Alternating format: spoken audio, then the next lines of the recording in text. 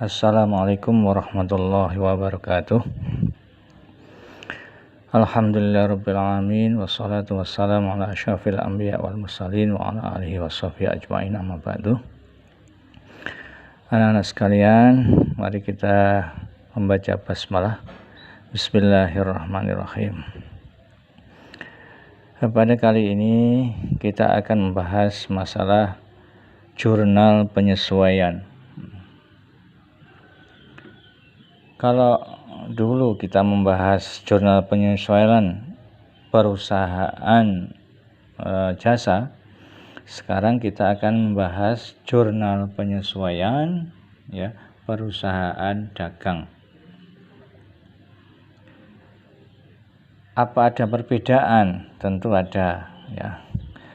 Dalam jurnal penyesuaian perusahaan jasa akun yang di jurnal penyesuaian yaitu perlengkapan beban dibayar di muka, pendapatan diterima di muka, beban yang akan dibayar, pendapatan yang akan diterima, penyusutan aktiva tetap. Jadi itu di dalam jurnal penyesuaian perusahaan jasa. Dalam jurnal penyesuaian perusahaan dagang ada tambahan satu, yaitu persediaan barang dagangan. Ini untuk perusahaan dagang. Untuk jurnal penyesuaiannya itu hampir sama. Ini. Kita langsung saja. Dalam jurnal penyesuaian perusahaan dagang, jurnal penyesuaian perusahaan dagang itu ada dua pendekatan, yaitu pendekatan ikhtisar laba rugi dan pendekatan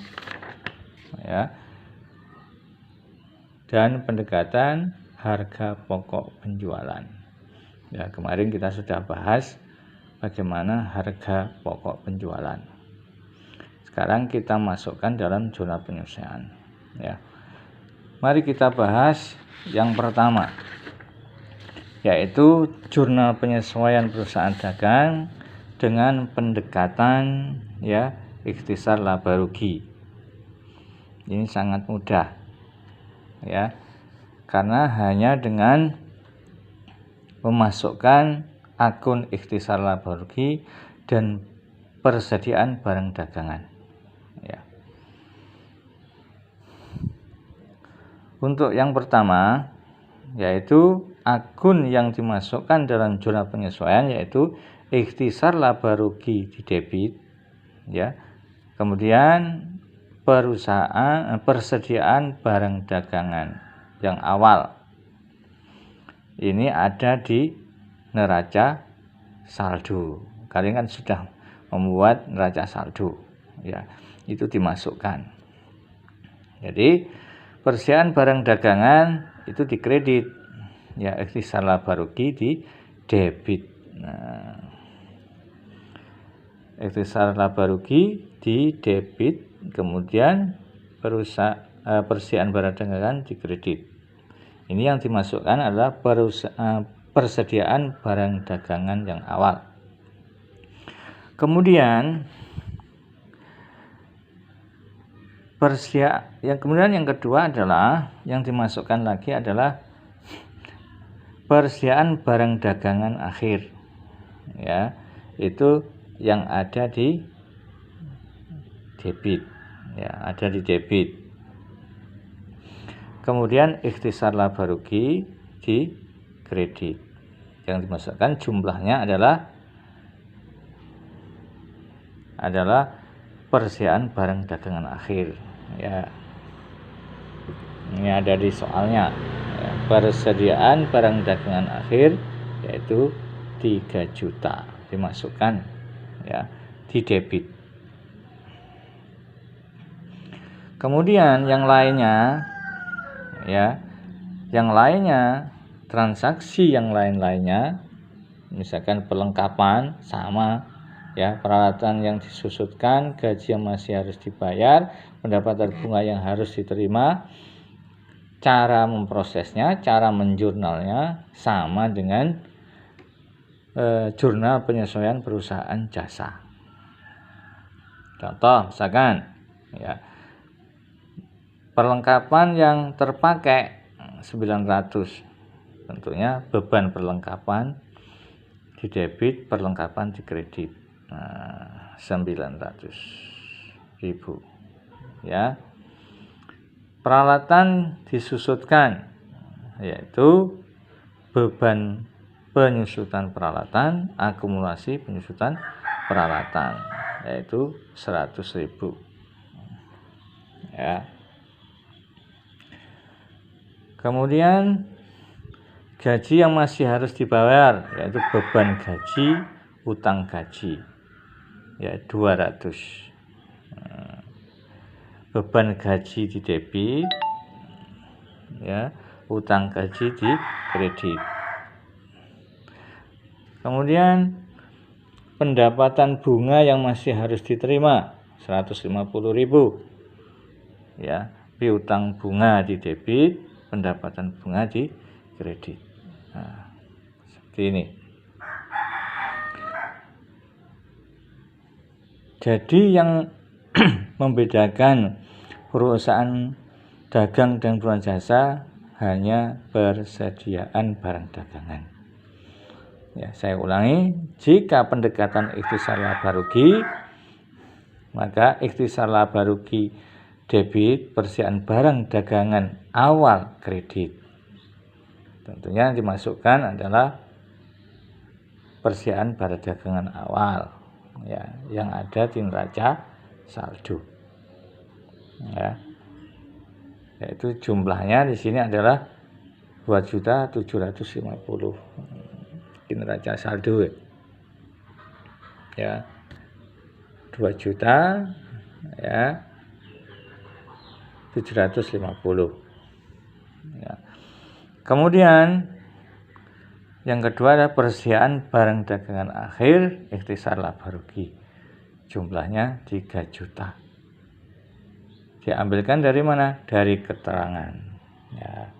Data penyelesaian 31 Agustus. Persediaan barang dagangan 3 juta. Ini adalah pendekatan ya ikhtisar laba rugi. Kemudian yang kedua adalah pendekatan ya harga pokok penjualan. Pendekatan harga pokok penjualan agak rumit sedikit, tapi yang lainnya sama ya. Yang pertama,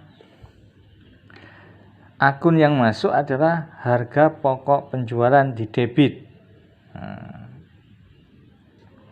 Kemudian yang dikredit adalah persediaan barang dagangan awal, masukkan jadi dikredit ya.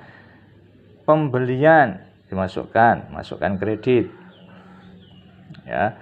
Beban angkut pembelian, masukkan di kredit ya. Ini datanya dari mana?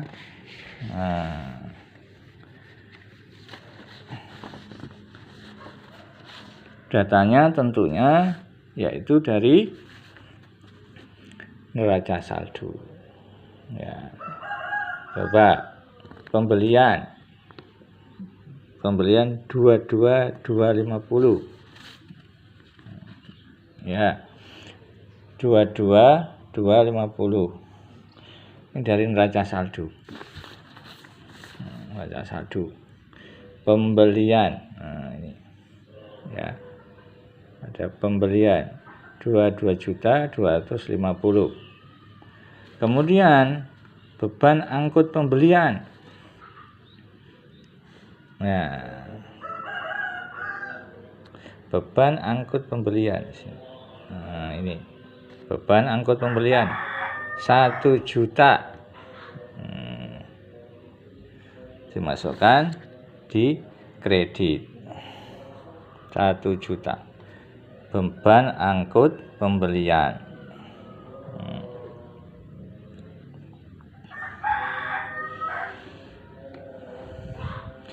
Memang di dalam neraca saldo ya pembelian itu ada di debit, beban angkut pembelian juga ada di debit, tetapi ya di dalam jurnal penyelesaian dimasukkan di kredit.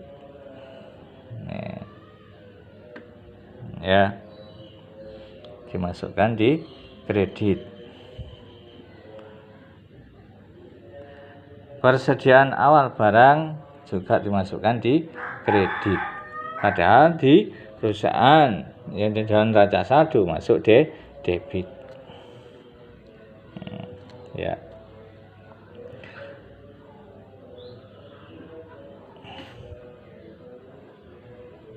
Ya. Ini.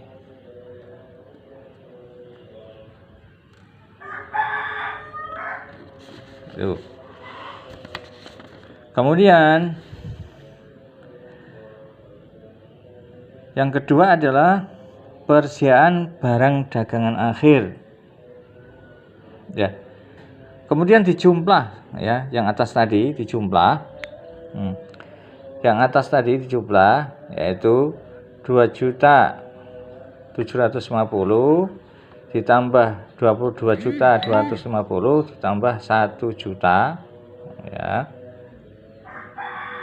Tambah 1 juta setelah ditambah menjadi 26 juta. Ya. Ditaruh di debit.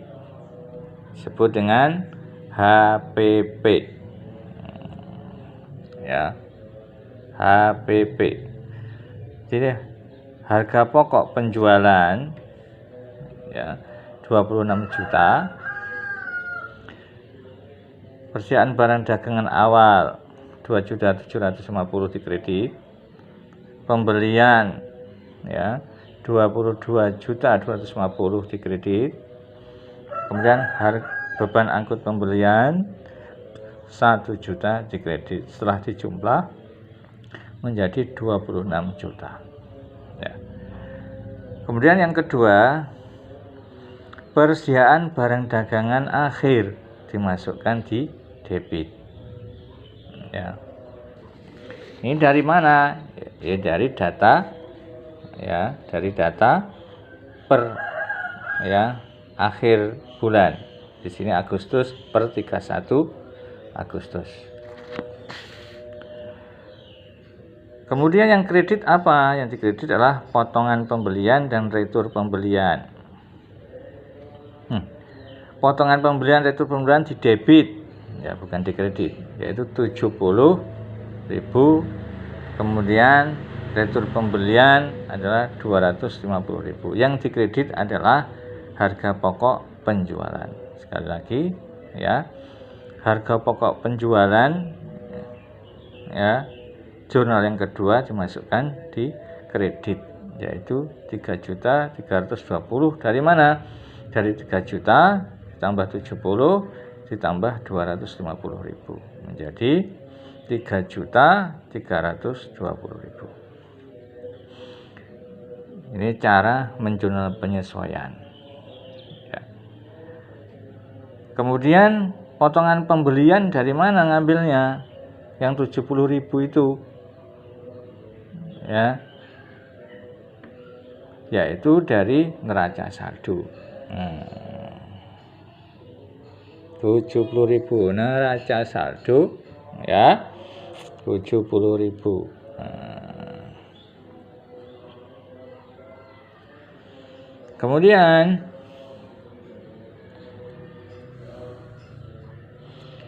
yang retur pembelian juga sama dari neraca saldo. Ya, retur pembelian iya 250.000. Gitu. Ya. Kemudian yang lain-lain yang sama dengan yang di atas tadi, yaitu sama dengan pendekatan ya, sama dengan pendekatan ikhtisar laba rugi. Ya. Yang berbeda antara pendekatan ikhtisar laba rugi dengan pendekatan harga pokok penjualan adalah Ya, kalau harga pokok penjualan, ya, yang dimasukkan banyak, ya, selain persediaan barang dagangan, yaitu pembelian, beban angkut pembelian, potongan pembelian, dan retur pembelian. Dan ingat, ya, kalau yang dimasukkan itu persediaan barang dagangan awal, persediaan dagangan awal masuk kredit, pembelian masuk kredit, beban angkut pembelian masuk kredit, ya.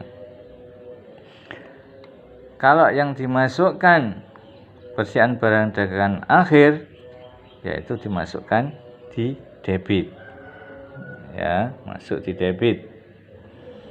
Ya, persediaan barang dagangan akhir masuk debit, ya, potongan pembelian masuk debit, ya, retur pembelian masuk debit. Yang kreditnya apa? Harga pokok penjualan, ya, ya, semua ditambah dimasukkan di kredit yang disebut dengan HPP.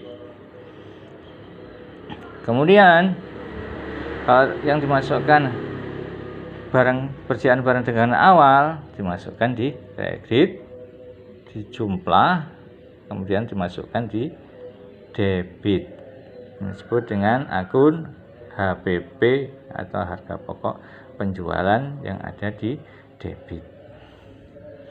Nanti, ya, nanti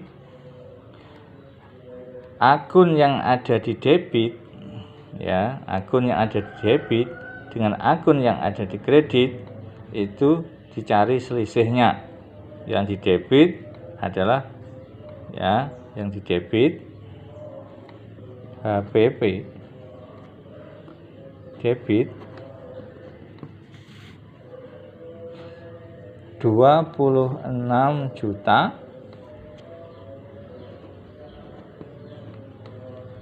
26 juta. HPP kredit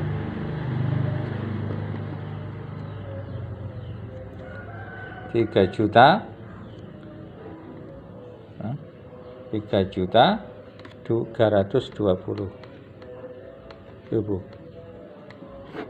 Selisihnya adalah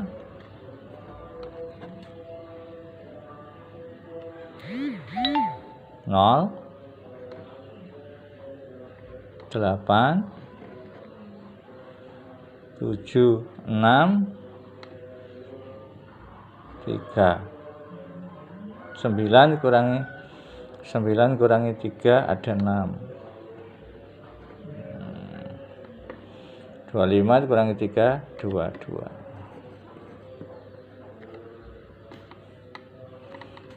Jadi HPP sama dengan